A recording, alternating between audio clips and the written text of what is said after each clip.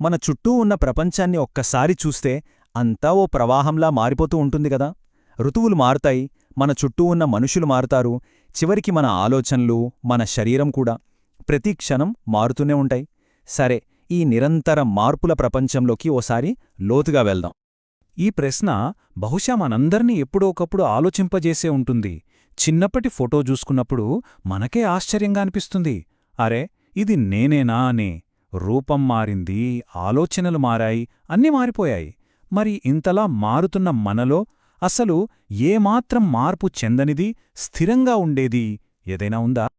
అయితే ఈ ప్రశ్నకు సమాధానం కోసం ఈరోజు మనం ఒక ప్రాచీన తాత్విక గ్రంథం ఏం చెబుతుందో పరిశీలిద్దాం. ఇది వాస్తవం యొక్క అసలు స్వభావం గురించి ఓ అద్భుతమైన దృక్కోణాన్ని మన ముందుంచుతుంది. ఇక్కడ కనిపిస్తోంది చూసారా, ఇది ఆ గ్రంథంలోని ఒక భాగం. వేల సంవత్సరాల క్రితం రాసిన ఈ మాటల్లోనే మనం వెతుకుతున్న ఆ ప్రశ్నకు సమాధానం దాగి ఉందంటారు. మరి ఏంటో ఆ రహస్యం? పదండి కలిసి తెలుసుకుందాం. ఆ గ్రంథం చెప్పే ముఖ్యమైన వాక్యం ఇది: ఆత్మ అద్వితీయం, అజం, అవికారి మరియు నిర్గుణం. అబ్బా, ఈ పదాలు వినడానికి చాలా గంభీరంగా ఉన్నాయి కదా. అంటే మన అసలు స్వరూపానికి 4 లక్షణాలున్నాయంటోంది. అవేంటంటే, రెండోది లేనిది, పుట్టుక లేనిది, మార్పు చెందనిది, ఇంకా గుణాలు లేనిది. సరే, ఈ మాటలు వినగానే కొంచెం కన్ఫ్యూజింగ్గా అనిపించొచ్చు. అందుకే ఇప్పుడు ఈ సిద్ధాంతాన్ని మనం విడమరిచి చూద్దాం. ఒక్కో పదాన్ని తీసుకుని దాని అసలర్థమేంటో సింపుల్గా తెలుసుకునే ప్రయత్నం చేద్దాం. మొదటిది అద్వైతం, అంటే రెండవది లేనిది అని. దీని అర్థమేంటంటే, మనకు కనబడే ఈ రకరకాల మనుషులు, వస్తువులు, ఈ వైవిధ్యమంతా పైపైన మాత్రమేనట. వీటన్నింటి వెనుకున్న అసలైన వాస్తవం ఒక్కటే, అంతా ఆ ఒక్క చైతన్యంలో భాగమేనన్నమాట. తరువాత పదం అజం, అంటే పుట్టుక లేనిది. మన శరీరాలకి పుట్టుక, చావు ఉంటాయి. కాని ఈ గ్రంథం చెప్పే మన నిజ స్వరూపానికి, అంటే ఆత్మకి, పుట్టుక అనేదే లేదు. ఇక పుట్టుక లేనప్పుడు అంతం, అంటే చావు కూడా ఉండదు కదా. మూడోది అవికారి, అంటే మార్పు చెందనిది. ఇది చాలా ఇంట్రెస్టింగ్ పాయింట్. చూడండి, మన శరీరం చిన్నప్పటినుంచి ముసలితనం వరకు మారుతూనే ఉంటుంది. మన ఆలోచనలు, ఎమోషన్స్ అయితే క్షణానికోసారి మారిపోతుంటాయి. కానీ వీటన్నిటినీ గమనిస్తున్న ఒకటుంది కదా లోపల, ఆ సాక్షి, ఆ ఆత్మ మాత్రం ఎప్పటికీ మారకుండా స్థిరంగా ఉంటుందట. ఇక చివరిది నిర్గుణం. ఇది కొంచెం లోతైన విషయం.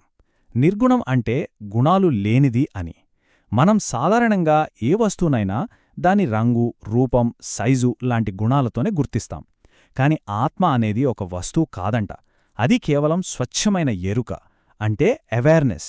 ఈ అవేర్నెస్ వల్లే మనం చూస్తున్నాం, వింటున్నాం, ఆలోచిస్తున్నాం. దానికి ఎలాంటి గుణాలు అంటించలేం. ఈ కాన్సెప్ట్ని అర్థం చేసుకోవడానికి ఒక మంచి ఉదాహరణ ఉంది. ఒక సినిమా స్క్రీన్ అనుకోండి. దానిమీద ఎన్నో సినిమాలు ఆడతాయి. కొన్ని సంతోషకరమైనవి, కొన్ని బాధాకరమైనవి. పాత్రలు వస్తుంటాయి, పోతుంటాయి.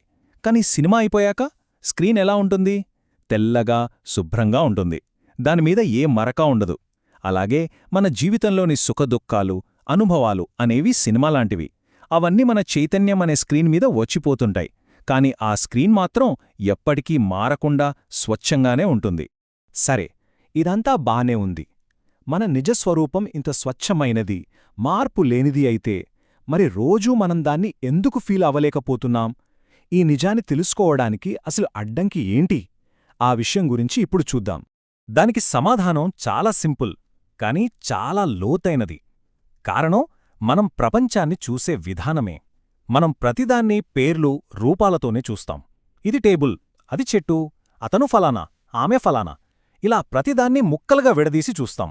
ఈ అలవాటే వీటన్నింటి వెనుకున్న ఆ ఒక్క నిజాన్ని చూడకుండా మనకు అడ్డుగోడలా నిలుస్తుందట.